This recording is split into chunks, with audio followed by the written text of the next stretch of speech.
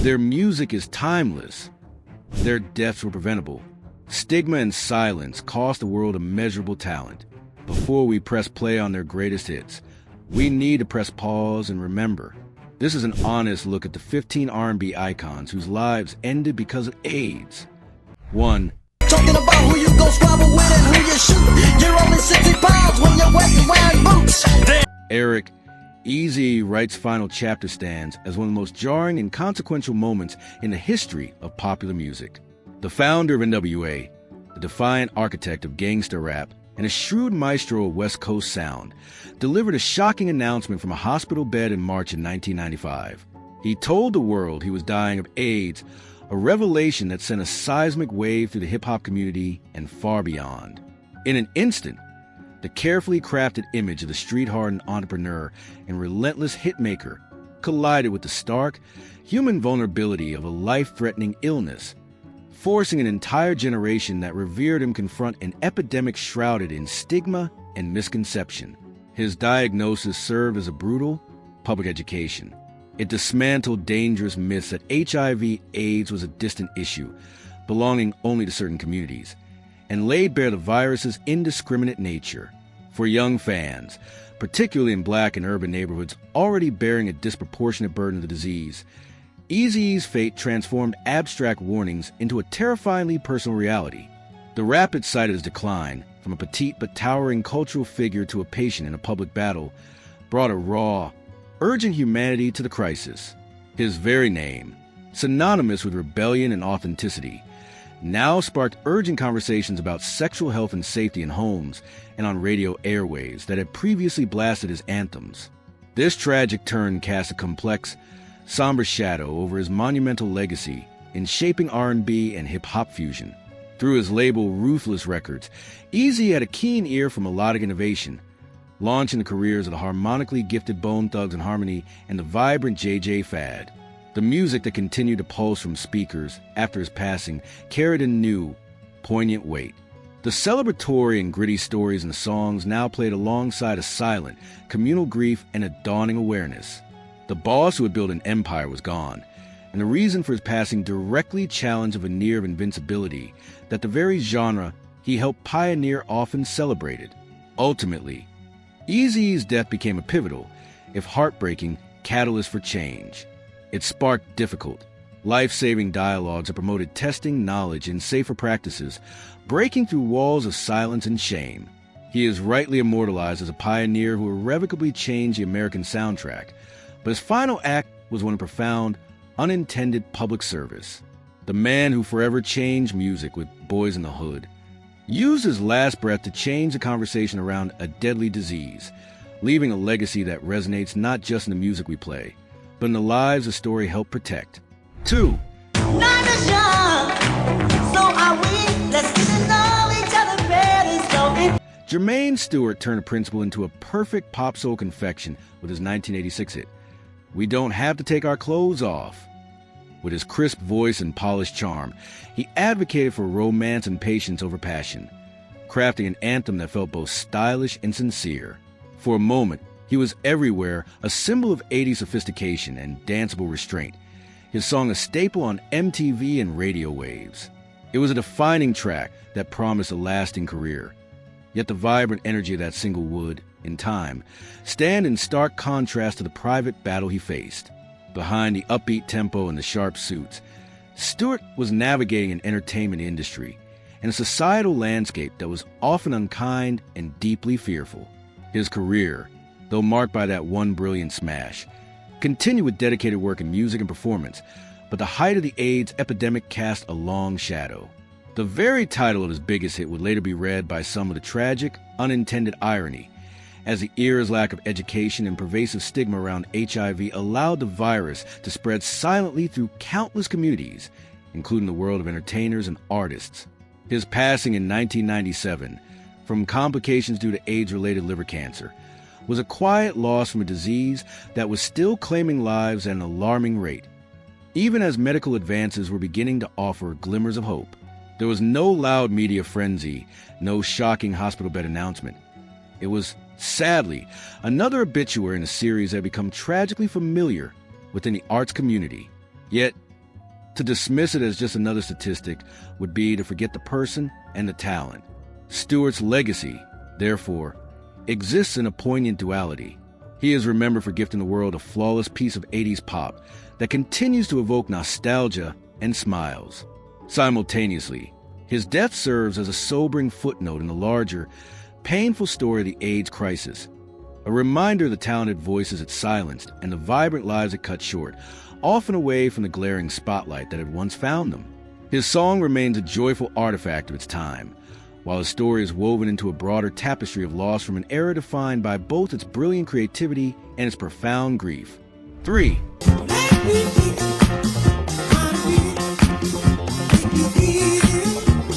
Sylvester didn't just sing about feeling mighty real. He embodied the phrase with every sequin, every soaring falsetto note, and every unapologetic moment of his glorious being. In the fertile, liberated landscape of 1970 San Francisco, he became a disco and soul deity, a flamboyant powerhouse whose voice could shake the foundations of a dance floor and whose presence defiantly celebrated queer identity. Backed by the majestic voices of his singers, 2 Tons O' Fun, who would later become the Weather Girls, he created anthems of transcendent joy and self-affirmation. His music was a sanctuary, a pulsing, glittering call to freedom that resonated far beyond the Castro, making him not just a star of the scene, but a pioneer who brought the sound and spirit of queer liberation to the world. His openness about his identity was as radical as a sound in an era of increasing backlash. In the face of a rising tide of conservatism and soon devastating plague, Sylvester's unwavering authenticity made him a beacon and a target. He lived and performed in his truth at a time when such visibility came with immense cost. As the AIDS crisis began to ravage his community in the 1980s, the man who had soundtracked a revolution of love and release found himself on the front lines of fight for survival, watching friends and lovers fall, while the world outside often looked on with indifference or outright hostility. When Sylvester died from AIDS-related complications in 1988, the loss was profound and symbolic. It felt like a bright, essential light had been extinguished. His passing was not a quiet one. It was deeply mourned by a community in the throes of unimaginable grief, a stark reminder that the very spirit of celebration he championed was under siege. The dance floor he once ruled became a site of both memory and militancy. Yet, to define Sylvester solely by his death would be to betray the extraordinary life he led. His legacy is one of boundless courage and audacious joy. He taught a generation to find power in their otherness, to channel into art, and to demand to be seen and heard. T. For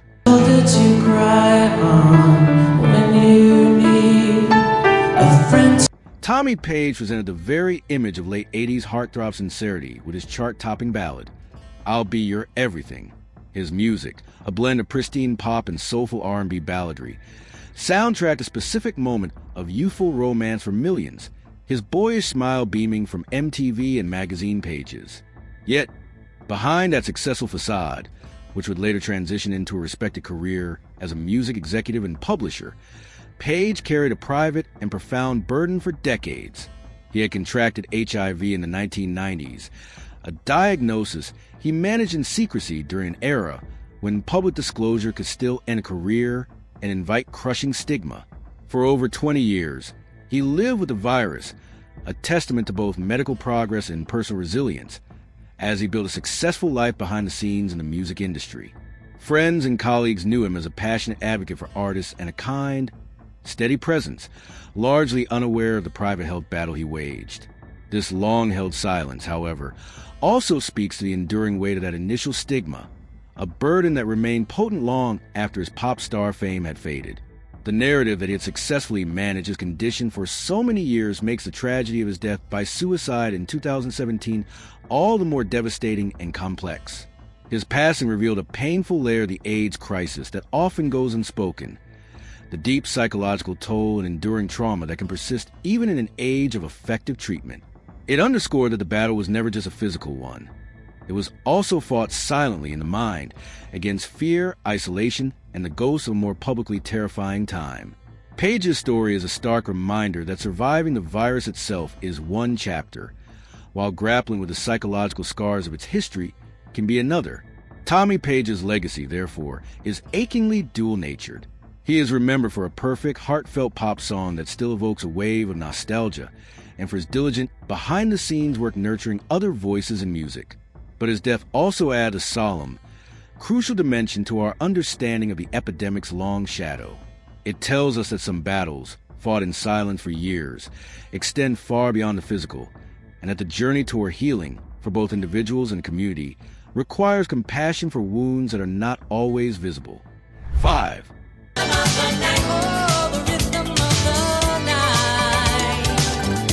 Bobby DeBarge was the original voice, the troubled genius who built the sound an entire family dynasty will become famous for. Long before the name DeBarge meant the sweet harmonies of Rhythm of the Night, Bobby was a soaring falsetto frontman of the 1970s funk band Switch, crafting smooth hits like There'll Never Be and I Call Your Name for Motown's natural successor, the Berry Gordione label. His voice was a stunning instrument, airy, emotive, and technically brilliant, that became the direct blueprint for his younger siblings Elle, Bunny, James, and the rest. He was their mentor, their producer, and their template. Without Bobby DeBarge, there is no DeBarge sound. But behind the musical gift was a life steeped in the very pain his family's later music seemed to transcend. The DeBarge children's history was one of abuse and instability, and Bobby carried those wounds deeply. He struggled for years with drug addiction, a battle that led to legal troubles and time in prison. It was during his incarceration in the late 1980s that he received the diagnosis of HIV. Paroled in 1990, he emerged a changed and fading man, his health already in decline.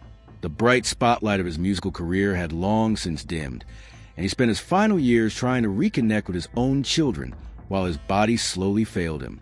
In 1995, the same year the world was rocked by Eazy-E's very public AIDS-related death, Bobby DeBarge's quieter, parallel tragedy reached its end.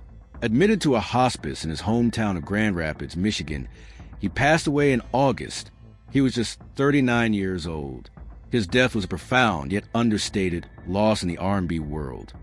The passing of foundational talent often overshadowed by the brighter, later success of his family and the flashier headlines of the era. Bobby DeBarge's story is a true R&B tragedy. The man who authored a signature sound an entire decade, only to have his own life play out like one of his most heart-wrenching ballads, ending in silence while the music he inspired played on. 6. Paul Jabara was the undisputed life of the party, a whirlwind of energy who operated at the glittering epicenter of the disco and R&B world. He wasn't just a participant in the era. He was one of its chief architects of joy. As a songwriter, he possessed a magical touch for anthems, penning Donna Summer's euphoric Last Dance, the thunderous Liberation Anthem, It's Raining Men for the Weather Girls, and the main event for Barbra Streisand. He was also a performer and actor, famously appearing in Thank God It's Friday, the film built around his song. Jabara didn't just soundtrack the celebration. He was a celebration, flamboyant, generous, and radiating the era's spirit of fearless release. But the very community that celebrated that freedom was about to face its darkest hour. As the 1980s dawned, a terrifying and misunderstood epidemic began to sweep through the circles Jabara called home. The vibrant dance floors that played his music were becoming places of unspoken fear and devastating loss. Jabara, so deeply embedded in the heart of that world, was not spared. The man who wrote the ultimate song about a final, glorious moment on the dance floor was now facing his own last act in a new, grim reality. Paul Jabara passed away in Los Angeles in 1992 from complications of AIDS. He was 44 years old. His death sent a shockwave of grief through the entertainment community, a stark and painful reminder that the virus showed no mercy, not even to the man who wrote some of the most joy-filled notes in popular music. The irony was cruel and inescapable. The artist who gave the world Last Dance had his own brilliant party cut tragically short. Yet, in his passing, Jabara's work took on a new, poignant resonance. Last Dance transformed from a mere disco finale into a bittersweet hymn of remembrance for a generation. His legacy is one of breathtaking contradiction. He created eternal anthems of abandon and togetherness, even as a silent crisis fostered fear and isolation around him. We remember Paul Jabara for the sheer, unadulterated happiness he composed, But we must also remember him as a defining talent lost to the epidemic, a symbol of the radiant light that was extinguished from the center of the dance floor. 7.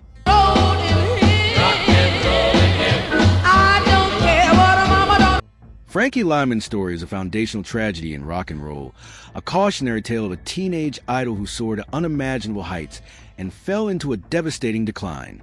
As a cherubic, effervescent lead of Frankie Lymon and the Teenagers, his voice on Why Do Fools Fall in Love captured the very essence of 1950s youth, innocent, joyful, and yearning.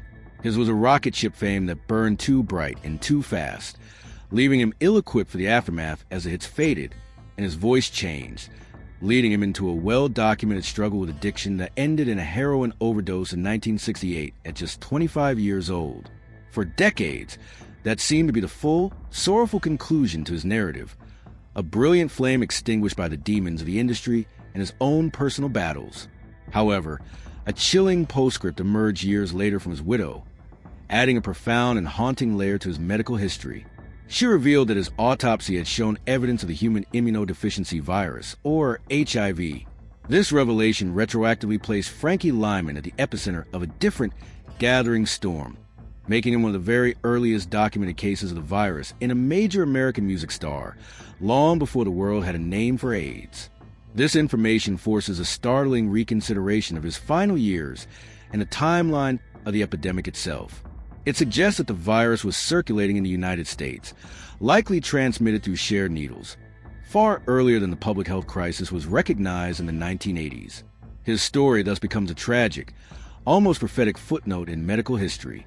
The young man who once sang with pure, soaring clarity about the puzzles of love had, unknowingly, become a carrier of a virus that would later decimate the creative community that followed him.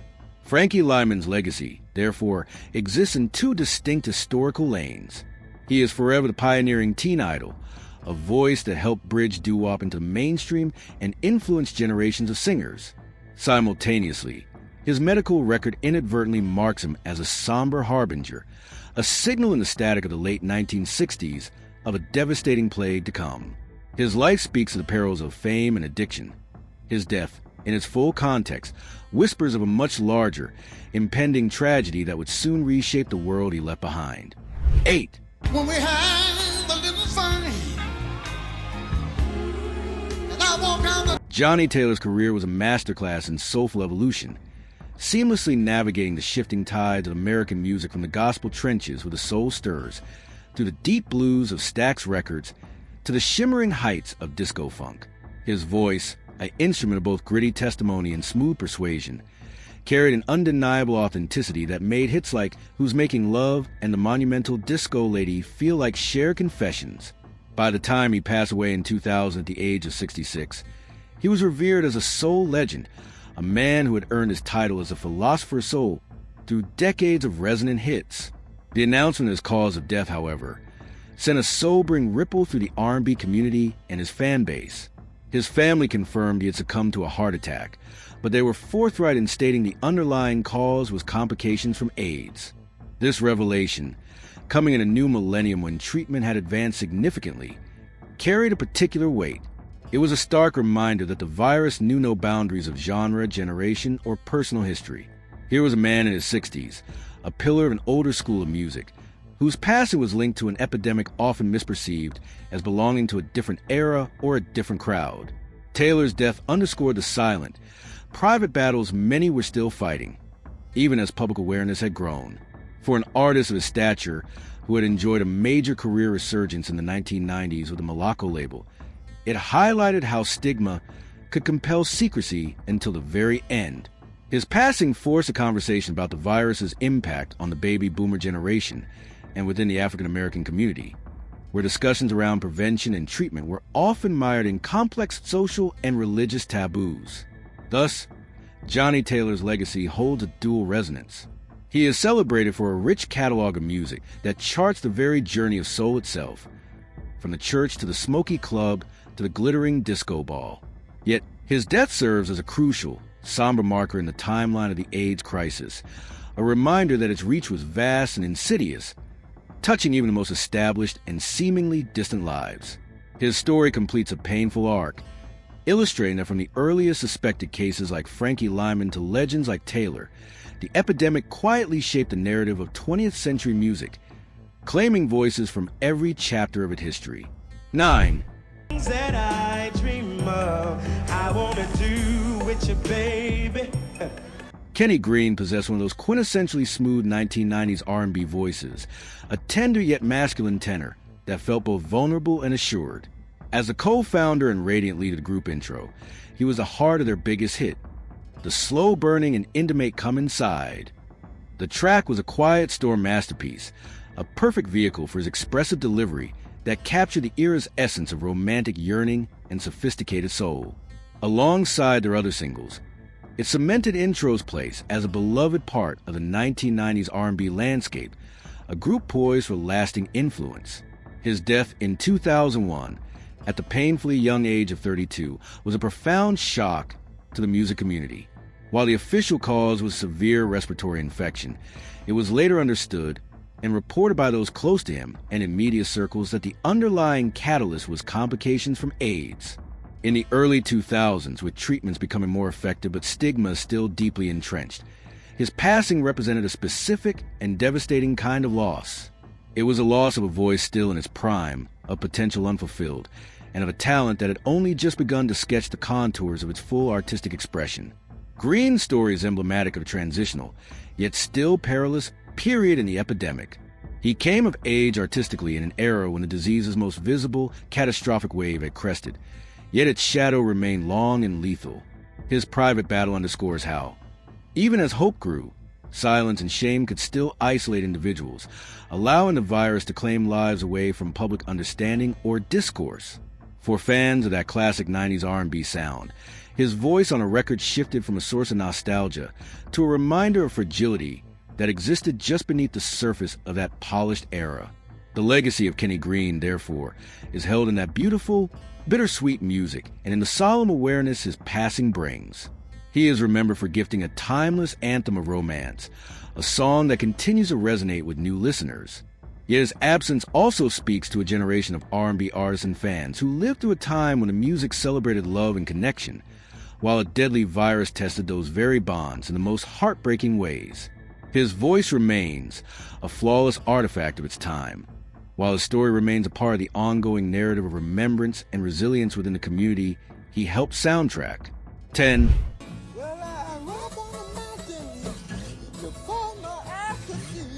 Lonnie Pitchford was a living bridge to the very roots of American music, a Mississippi-born artist who seemed to carry the rich, dark soil of the Delta in his hands and voice. A master of the diddly bow and the one-string guitar, he was not merely a performer, but a dedicated custodian of the blues tradition, channeling the raw, hypnotic spirit of masters like Robert Johnson and Elmore James into the modern era. His music was a deep, resonant R&B blues fusion, a testament to the genre's ongoing evolution, while remaining firmly planted in its foundational techniques. His death in 1998, at just 43 years old, was a significant loss to the world of roots music, cutting short the journey of a true preservationist and innovator. While his passing was often attributed to respiratory failure, it was understood within the close-knit blues community and confirmed by later reporting that the underlying cause was complications from AIDS. This fact added a layer of profound tragedy to his story, placing him among the many artists whose lives were claimed by the epidemic, often in communities and musical circles where the conversation about the disease was shrouded in silence and stigma.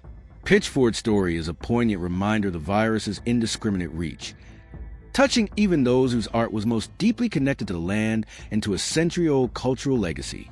He was an artist dedicated to authenticity and survival of a musical form, even as he faced a very modern and personal fight for his own survival. His passing represented more than the loss of a single talented musician. It was a severing of a direct, tactile link to a vanishing form of musical expression, a tradition he held in his hands and could pass on like a sacred story. Thus, Lonnie Pitchford's legacy exists in a dual space. He is revered as a brilliant, authentic bluesman, a keeper of the flame whose recordings and performances remain vital documents of a pure musical lineage. Simultaneously, his death is a somber marker in the narrative of the AIDS crisis, illustrating how it reached into every corner of the American tapestry. proclaiming a traditional artist whose music spoke of old struggles, even as he fell to a new one. He is remembered for the deep, resonant truths he played, and missed for the ancient songs he might have still taught us. 11.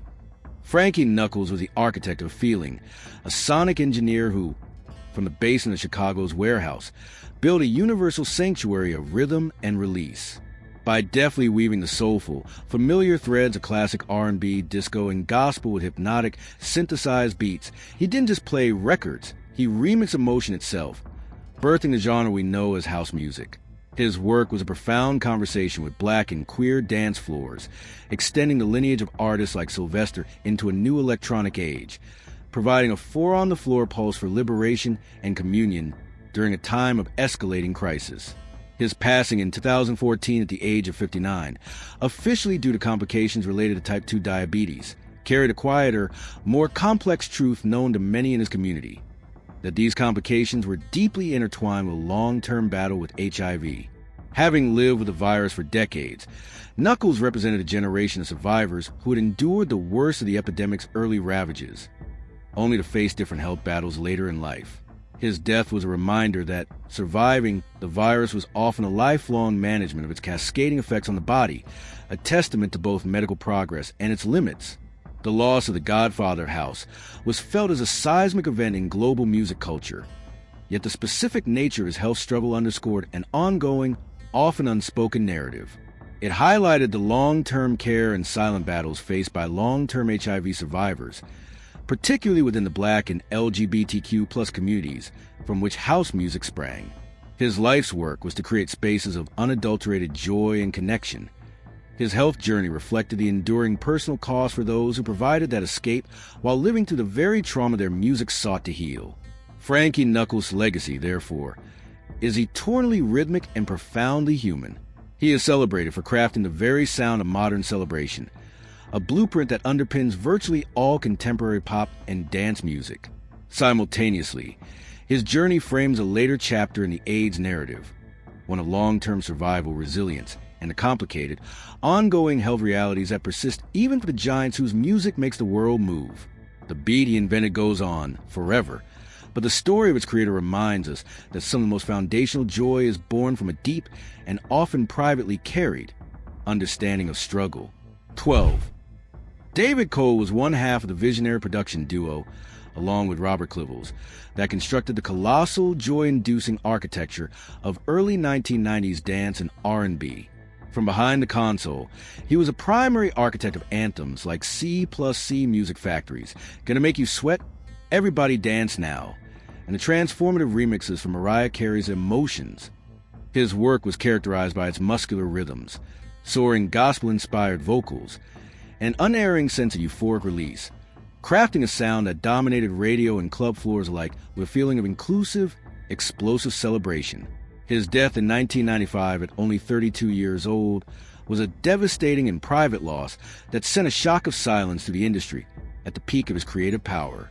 Officially, he succumbed to complications from spinal meningitis, but it was widely reported and understood within the music community that the underlying cause was AIDS, unlike the public announcement of his peer and friend Eazy-E.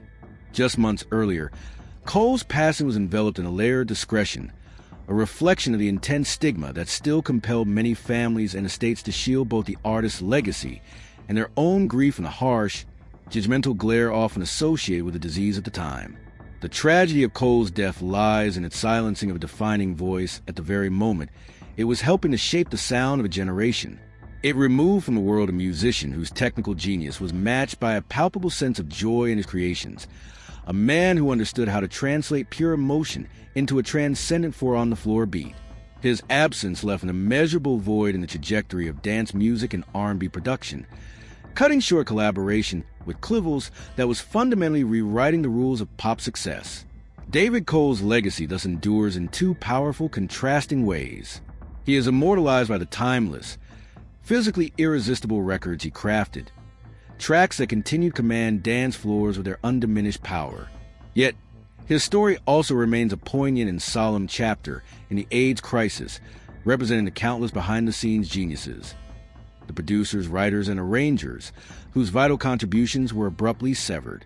The music he made was the absolute embodiment of life in sweat and celebration.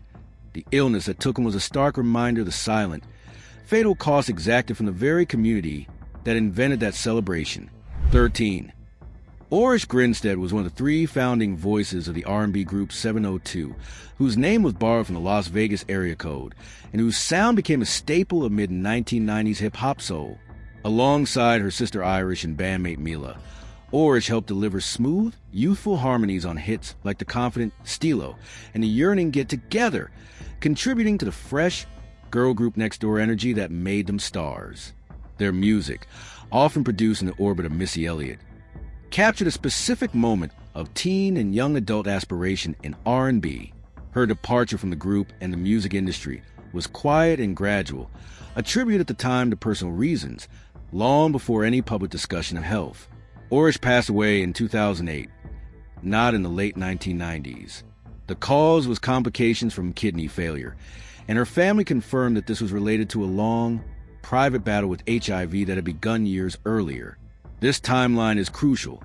It means she was living with the virus during the peak of 702's fame, a fact hidden from the public and likely from many in her professional circle. Her passing at age 27 was a profound shock, revealing a private struggle that had existed in parallel with her public success. Orish's story represents a particularly haunting facet of the epidemic's impact. It speaks to the young women who came of age in the 1990s, faces of a vibrant musical movement, while potentially grappling with a health crisis in silence due to overwhelming stigma. Her death underscored that the virus affected not just the flamboyant pioneers or the iconic legends, but also the young women harmonizing on MTV. Their private realities completely at odds with their public image of burgeoning stardom. Thus, Orish Ginstead's legacy is intimately tied to memory and revelation. She is remembered for her part in the crisp, catchy soundtracks of the late 90s, a voice in the mix of a beloved group. Yet, her much later passing unveiled a far more painful and personal narrative, reminding us that the aftermath of the epidemic's peak continued to claim lives years later, and that some of the brightest smiles in the spotlight hid the deepest, most solitary fears. Her story added a necessary layer of complexity to our understanding of that era, an era whose music often celebrated young love and friendship, while one of its singers navigated a very different private reality. 14. Willie Hale, better known by his stage name Little Beaver, was a kind of musician whose sound you knew even if his name escaped you. As a session guitarist in the vibrant Miami funk and R&B scene of the 1970s, his melodic, fluid playing was a secret ingredient on enduring hits like Betty Wright's Clean Up Woman. His own cult classic, Party Down, was a masterclass in laid-back groove, its rhythm later sampled by hip-hop pioneers. But his was a story of quiet genius, not public spectacle. When he passed away in 1987 at just 41, his death sent a ripple of sorrow through the community of players and purists who understood that a fundamental piece of the music's soul had been lost, another casualty of the silent epidemic sweeping through the industry. Paul Jabara, in stark contrast, was impossible to miss. A flamboyant songwriter, singer, and actor, he operated at the glittering, explosive heart of the disco world. Jabara was the architect of joy, penning era-defining anthems like Donna Summer's Last Dance and the Weather Girls' It's Raining Men. He was the life of the party, a man who crafted the very soundtracks for celebration and release. But the same vibrant, liberated scene he helped soundtrack was among the first and hardest hit by the AIDS crisis. Jabara found himself at the epicenter of a gathering storm. The man who soundtracked countless last calls and euphoric finales saw his own brilliant light dimmed, passing away in 1992 at the age of 44. His death was a profound loss, a stark reminder that the virus showed no mercy, not even the man who wrote some of the most joyful notes in music history. Their stories, side by side, tell a fuller truth about the epidemic's reach. It took the unassuming session player, the backbone of the sound, as surely as it took the flamboyant superstar of the microphone. Little Beaver's passing was a quiet, deep cut in the fabric of funk, while Jabbar's was a loud, public blow to the world of pop. One worked in the shadows of the studio, the other under the shimmering lights of the dance floor, but they shared the same tragic fate. The virus didn't discriminate by role or reputation. It swept through the entire ecosystem of music, leaving silence where there once was nothing but soul and swing. Remembering them now is to hear that contradiction in their music, the effortless, life-affirming groove of Party Down and the soaring communal release of Last Dance. We listen and we dance, but with the haunting knowledge that the hands that created those rhythms were still far too soon. Their legacies are etched in vinyl and memory, a bittersweet testament to the incredible talent the world gained, and the unbearable cost at which it was ultimately lost. 15. Ricky Wilson was a quiet, creative genius whose guitar gave B-52s their unforgettable sound. While his bandmates delivered ecstatic, party-ready vocals, Ricky stood to the side, conjuring those quirky, twangy riffs on a cheap Mosrite guitar, using strange open tunings he often kept secret. He was the architectural foundation upon which songs like Rock Lobster and Planet Claire were built, crafting a sonic world that was entirely unique. In the early 1980s, at the height of the band's cult fame, Ricky learned he had contracted HIV. In a move that speaks volumes about the fear and stigma of the era, he told only one person, the band's drummer, Keith Strickland. He made Keith swear not to tell the others, not even his own sister, Cindy, who was a lead singer in the band. He didn't want their pity or their fear. He just wanted to keep making music. As the B-52s worked on their 1986 album Bouncing Off the Satellites, Ricky was visibly weakening. His bandmates, kept in the dark, believed he was battling a less serious illness like anemia. They had no idea the private war he was fighting. The album sessions were shadowed by his declining health, yet his creative spirit pushed through. Tragically, just weeks after the album was completed, Ricky Wilson passed away in October 1985. He was only 32 years old. The news and the devastating truth of his illness shattered the band completely. Cindy Wilson was so grief-stricken she quit, and the group went into seclusion, believing their joyful, eccentric journey was over. Ricky's death, shrouded in the secret he carried, nearly ended the B-52s forever. His story is a heartbreaking microcosm of the epidemic's impact. A brilliant artist lost, a family of musicians broken apart, and a future nearly canceled, all compounded by silence. Yet, in a powerful twist of fate, his legacy would not be one of finality, but of resurgence. From their profound grief, the remaining members eventually regrouped. Keith Strickland moved from drums to guitar, striving to channel Ricky's spirit, and they created 1989's Cosmic Thing, a global smash featuring Love Shack and Rome. That album, born from loss, became their tribute to him. Ricky Wilson's secret departure almost silenced one of music's most original voices forever, but his ghost, in the end, guided them back to the dance floor.